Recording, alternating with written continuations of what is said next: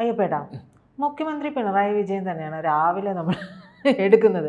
അപ്പോൾ മുഖ്യമന്ത്രി പിണറായി വിജയനെ എടുക്കാനുള്ള ഒരു കാരണം, അദ്ദേഹത്തെ പറ്റി ഞാൻ ചോദിക്കാനുള്ള ഒരു കാരണം എന്ന് പറയുന്നത്, അദ്ദേഹം ഇപ്പോൾ ഓടിക്കൊണ്ടിരിക്കുന്നത് അദ്ദേഹത്തിൻ്റെ അവസാന ലാപ്പിലാണെന്ന് പറഞ്ഞാൽ അതിലൊരു തെറ്റുണ്ടോ എന്നുള്ളതാണ് എൻ്റെ ആദ്യത്തെ ചോദ്യം. കാരണം എത്ര ഫണ്ട് കൊണ്ടുവന്ന ആളായാലും പാർട്ടിയാണ് അൾട്ടിമേറ്റ് എന്ന് പറയുന്നത്. പക്ഷേ ഇപ്പോൾ മുഖ്യമന്ത്രിയുടെ ഒരു നിലവാരം എന്ന് പറയുന്നത് ഞാൻ അതുക്കും മേലെ എന്നുള്ളതാണ്. ഇതെല്ലാം തന്നെ പാർട്ടിക്കുള്ളിൽ വലിയ ചർച്ചാ വിഷയവുമാണ്.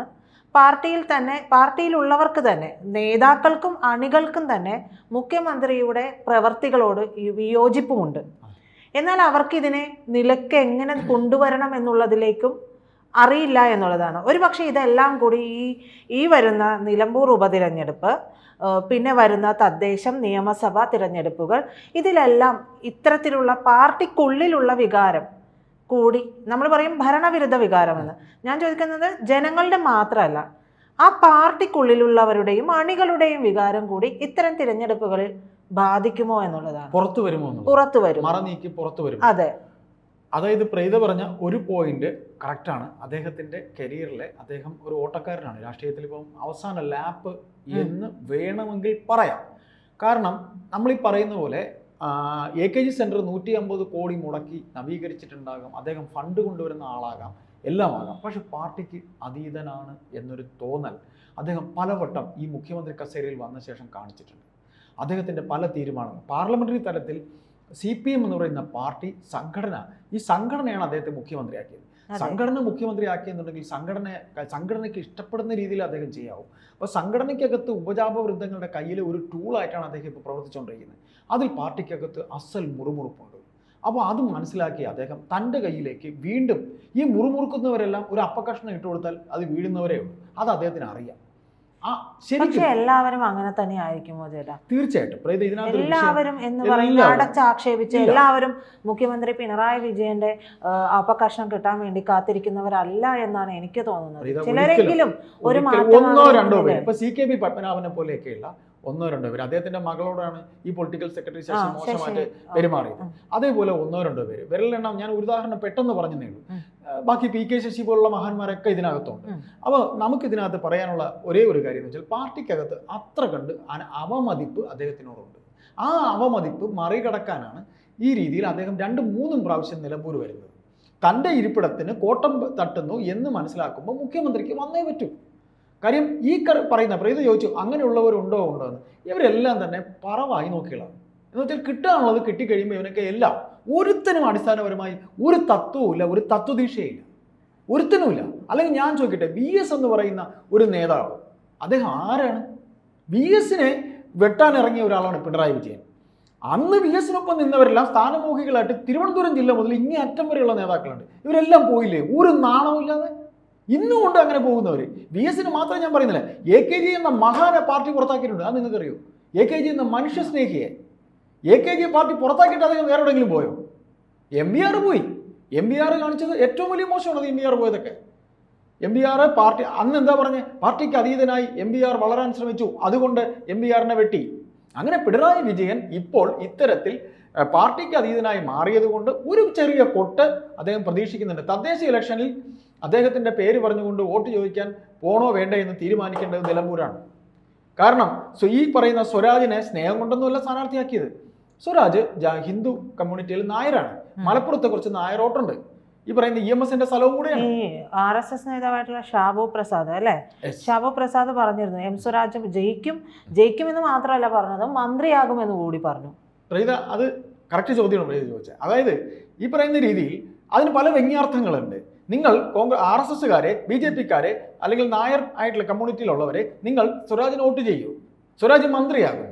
ഇപ്പം ഞാനും നിങ്ങളും അടങ്ങുന്ന നമ്മളൊരു സംഘടനയിൽ നിൽക്കുന്നവരാണ്, അല്ലെങ്കിൽ പോട്ടെ 2 സംഘടനയിൽ നിൽക്കുന്നവരാണ്. നമ്മളൊരിടത്ത് അല്ലെങ്കിൽ നമ്മളെ ഈ മേഖലയുമായി ബന്ധപ്പെട്ട് മത്സരിക്കാൻ പോകുന്നു. നിങ്ങൾ പ്രസിഡന്റ് ആകും ജയിച്ചാൽ. അയ്യപ്പദാസ് ഒന്നും ആകാൻ പോകുന്നില്ല. നിങ്ങളെ വോട്ട് ചെയ്ത് ജയിപ്പിക്കാനേ ആൾ നോക്കുള്ളൂ. അയ്യപ്പദാസ് ജയിച്ചാൽ വെറും ഒരു അംഗം മാത്രമേ ആവുള്ളൂ. ദെൻ അതുകൊണ്ട് MLA ആകുന്ന ഒരാളിനെ വോട്ട് ചെയ്യുക, MLA ആകുന്ന ഒരാളിനെ വോട്ട് ചെയ്യുക, അയാൾ വരട്ടെ എന്ന് ജനം തീരുമാനിക്കും. അങ്ങനെ വരുമ്പോൾ അതിനകത്ത് ഈ ഷാബു പ്രസാദിന്റെ അതിനകത്ത് ഒരുപാട് അർത്ഥങ്ങളുണ്ട്. BJPയുമായി ഒരു കോംപ്രമൈസ് ഉണ്ടാക്കിയിട്ടുണ്ട് CPM, പ്രത്യേകിച്ച് പിണറായി. കാര്യം ഈ അടിയും വിഴിയും വെട്ടും ഒക്കെ പോയത് എങ്ങനെയാ? വടി ഉണ്ടാവണമെന്നല്ല നമ്മൾ പറയുന്നത്, ഒരിക്കലും നമുക്കതൊന്നും വേണ്ട. പക്ഷേ അത് ഈ പറയുന്ന രീതിയിൽ പിണറായി വിജയന്റെ ഒരു കോംപ്രമൈസാണ്. പിണറായി വിജയൻ ഇത്തരത്തിൽ നിലമ്പൂരും ഇത്തരത്തിലുള്ള കോംപ്രമൈസ് ഉണ്ടായിട്ടുണ്ട് എന്നാണ് പറയുന്നത്. ഉറപ്പ്. കാര്യം എന്ന് വെച്ചാൽ അവർ നിർത്തിയിരിക്കുന്ന ഒരു കോൺഗ്രസ് പിന്നെ ഒരു ക്രിസ്ത്യൻ കാൻഡിഡേറ്റിനെ നമ്മൾ പറഞ്ഞു, ക്രിസ്ത്യൻ ഒരു പ്രാതിനിധ്യം ഉണ്ടാക്കി വരുന്നു നമ്മളൊരു ചർച്ചയിൽ പറഞ്ഞു. ശരി, അത് ഒരു വശം. പക്ഷെ ഇവിടെ ഈ പറയുന്ന രീതിയിൽ ക്രിസ്ത്യൻ വോട്ട് അങ്ങനെ പോവുകയാണെങ്കിൽ തന്നെ ജോയിക്ക് വേണ്ടി കരുതിയിരുന്ന വോട്ട് ചിലപ്പോൾ ഇങ്ങോട്ട് പോകാം. പക്ഷെ ഹിന്ദു വോട്ട് 1,00,000-ലധികം ഹിന്ദു വോട്ടുണ്ട്. എന്തായാലും ഷൗക്കത്തിന് കിട്ടാൻ പോകുന്നില്ല ആ വോട്ട്. ഷൗക്കത്തിന് ഒരിക്കലും കിട്ടാം. ഷൗക്കത്തിന് വരുന്ന ഷൗക്കത്ത് അവിടെ പലരെയും കെട്ടിപ്പിടുത്തവും ഉമ്മവക്കലൊക്കെയാണ്. അതൊക്കെ കാണുമ്പോൾ എന്ത് ക്ലീശയാണെന്ന്, ചളിപ്പല്ലേ തോന്നണേ. ഒരു ചെറുപ്പക്കാരുടെ മുഖത്തൊക്കെ ഇങ്ങനെ അൻവർ പറഞ്ഞ കാൻഡിഡേറ്റ് ഉണ്ടായിരുന്നല്ലോ ജോയി, അദ്ദേഹം പ്രസംഗിക്കുന്നതിനിടയിൽ അദ്ദേഹത്തെ കയറി ഉമ്മവെക്കുകയൊക്കെ ചെയ്തു എന്നുള്ള രീതി കണ്ടില്ലേ? ഇതൊക്കെ കണ്ടിട്ട് എന്താ തോന്നണേ? ചളിപ്പ് തോന്നും. ശരി, അതങ്ങനെ നിന്നോട്ടെ, അത് വേറൊരു രാഷ്ട്രീയമാണ്, അത് വേറൊരു വശമാണ്. നമ്മൾ ഈ പറയുന്ന പിണറായി വിജയനിലേക്ക് നമുക്ക് വരാം. അപ്പോൾ അത്തരത്തിൽ പിണറായി വിജയനെ സംബന്ധിച്ച് അദ്ദേഹം ഇപ്പോൾ RSSന് അടിയറവ് വെച്ച ഒരു കമ്മ്യൂണിസ്റ്റുകാരനാണ്. അധികാര സ്ഥാനങ്ങൾ പിടിച്ചു നിർത്താൻ വേണ്ടി RSSന് അടിയറവ് വെച്ചിരിക്കുന്ന അദ്ദേഹത്തിൻ്റെ വ്യക്തിത്വം ഇപ്പോൾ ഇത്തരത്തിൽ വെറും 10 മാസത്തേക്കല്ലേ ഉള്ളൂ. BJPക്ക് ആൻസർ ടു ദ ക്വസ്റ്റ്യൻ അവരോട് ചോദിച്ചിരുന്നാൽ ഉത്തരം പറയാനുണ്ടാവും. സാറേ 10 മാസത്തേക്ക് ജയിച്ചതൊരു ഹിന്ദു എന്നല്ലോ. പിന്നെ ഇവരുടെയൊക്കെ ഉള്ളിൻ്റെ ഉള്ളിൽ വർഗീയതയൊക്കെ ഉണ്ട് പ്രീത, നമ്മൾ പറയുന്ന പോലെയൊന്നുമല്ല. ഇപ്പോൾ VD സതീശൻ എന്ന പ്രതിപക്ഷ നേതാവ് അൾട്ടിമേറ്റ് പരാജയമാണ്. അല്ലെങ്കിൽ ഈ പറയുന്ന പോലെ ആര്യാടൻ ഷൗക്കത്തിനെ കൊണ്ടുവന്നു, ശരിയാണ്. അൻവറിനെ അറിവുള്ളവർ, രാഷ്ട്രീയം അറിയുന്നവർ പറയുന്നത് K കരുണാകരനാണ് VD സതീശൻ്റെ സ്ഥാനത്ത് പ്രതിപക്ഷ നേതാവിനെ അൻവർ സ്ഥാനാർത്ഥിയാവട്ടെ എന്ന് പറഞ്ഞേ. അൻവർക്ക് വിജയം ഉണ്ടാവും. പിന്നെ അൻവറിന് എന്തെല്ലാം ഫാക്ടർ ഉണ്ടെന്നറിയോ? ഒന്ന്, പിണറായി പിന്നെ എതിർത്ത് പറഞ്ഞു. പാർട്ടിക്കകത്ത് പിണറായിക്കെതിരെ വോട്ട് ചെയ്യാൻ കാത്തിരിക്കുന്നവരുണ്ട് ഇവിടെ. ഇപ്പം ഈ വന്നിരിക്കുന്ന M സ്വരാജ് വന്നിരിക്കുന്നു എന്ന് പറഞ്ഞ് ഈ ചെറുപ്പക്കാർ ഓളം ഉണ്ടാക്കുന്നു. ആ ജില്ലയിലുള്ളത് നിങ്ങൾ കരുതുന്നുണ്ടോ? എല്ലാം കോഴിക്കോട് നിന്ന് ചെക്കന്മാരായിരിക്കും, അല്ലെങ്കിൽ കണ്ണൂരിൽ നിന്ന് ചെക്കന്മാരായിരിക്കും, അസ്ഥി പാർട്ടിക്കാരായിരിക്കും, സൈബർ സഖാക്കൾ കുറേ എണ്ണം ഉണ്ടല്ലോ. അല്ലാതെ മലപ്പുറത്ത് ആർക്കും വലിയ താല്പര്യമൊന്നും ഉണ്ടാവില്ല. വല്ലപ്പോഴും വന്നു പോകുന്ന ഒരു ഗൾഫുകാരൻ, അത്രയേ ഉള്ളൂ. അല്ലാതെ അല്ലെങ്കിൽ തന്നെ നമുക്ക് ഒരാളുടെ പോസിറ്റീവ് നെഗറ്റീവും അയാളുടെ മുഖത്ത് നമുക്ക് വായിച്ചെടുക്കാൻ കഴിയില്ലേ? അയാൾക്ക് എന്ത് പോസിറ്റീവ് എനർജിയാണ് ഉള്ളത് M സ്വരാജിന്? എനിക്കറിയില്ല. അയാൾ ഈ തത്വമൊക്കെ പറയുന്നു. തത്വം പറയാനൊന്നും ചരിത്രം പറയണമെന്നും വലിയ കാര്യമൊന്നുമില്ല. അവരിപ്പോൾ CPMന്റെ പേരിൽ വോട്ട് ചോദിക്കാൻ പോകുന്നത് മലപ്പുറം ജില്ലയെ ഏറ്റവും കൂടുതൽ പിന്നെ എന്താ പറയുക ജില്ലയാക്കി മാറ്റാനായി ശ്രമിച്ചത് CPM ആണെന്ന് പറയുന്നു. അതൊരു കാരണം. അങ്ങനെയാണെങ്കിൽ അവരുടെ മുഖ്യമന്ത്രി പിന്നെ മലപ്പുറം ജില്ലയെ സ്വർണ്ണക്കള്ളക്കടത്തിന്റെ കേന്ദ്രം എന്ന് പറഞ്ഞില്ലേ? അതിന് എത്ര പിന്നെ അവർ ന്യായീകരിച്ച് കത്ത് PM മനോജ് മുഖ്യമന്ത്രിയുടെ ഓഫീസിൽ നിന്ന് കൊടുത്താലും പറഞ്ഞതല്ലേ. അവരുടെ തന്നെ ഒരു പഴയകാല MLA മകനാണ് ആ PR ഏജൻസിയിൽ കൂടെ വന്നിരുന്നത്. അദ്ദേഹം പറയാത്തത് ആ ചെക്കൻ എഴുതി ചേർക്കോ? അയാളുടെ മകൻ, ആ MLA മകൻ അല്ലേ? അപ്പോൾ ഇതിൽ അത് വേറൊരു വിഷയമാണ്. അപ്പോൾ ഇതിൽ പിണറായി വിജയൻ എന്ന മുഖ്യമന്ത്രിക്ക് അദ്ദേഹത്തിൻ്റെ രാഷ്ട്രീയ കരിയറിലെ അവസാന ശ്രമമാണ്. അദ്ദേഹം ഇങ്ങനെ മുങ്ങിക്കൊണ്ടേയിരിക്കുകയാണ്. മൂക്കിൻ്റെ ഇവിടം വരെ ആ വെള്ളം എത്തിയിട്ടുണ്ട്. ഇനി ഒന്ന് കയറി വരണമെങ്കിൽ താഴെത്തട്ടിൽ ചെളിയല്ലാതെ ഏതെങ്കിലും മരക്കൊമ്പിൽ ചവിട്ടി കയറി വരാനായി നിൽക്കുന്നു. നമ്മൾ ഉദാഹരണം പറയുന്ന പോലെ അല്ലെങ്കിൽ ഉപമ പറയുന്ന പോലെ ഈ താഴെ വെള്ളത്തിനടിയിൽ കാണുന്ന ഒരു മരക്കൊമ്പോ ഒരു ശിഖരമോ അല്ലെങ്കിൽ ഒരു പാറയോ ആണ് നിലമ്പൂര്. ആ പാറയിൽ ചവിട്ടി വേണം അദ്ദേഹത്തിന് പൊങ്ങി വരാൻ വെള്ളത്തിന് മുകളിലേക്ക്. അങ്ങനെ അതിൻ്റെ ഒരു അവസാന ശ്രമമാണ് ഈ കാണുന്നത്. അദ്ദേഹം അതുകൊണ്ട് 3 അല്ല 7 അല്ല 10 പ്രാവശ്യം വേണമെങ്കിൽ ഇവിടെ വരും. അദ്ദേഹം ചിലപ്പോൾ ജയിപ്പിക്കും. ഇത്തരത്തിലുള്ള അന്തർധാര ഉള്ളതുകൊണ്ട് M സ്വരാജ് ജയിക്കും, മന്ത്രിയും ആക്കും.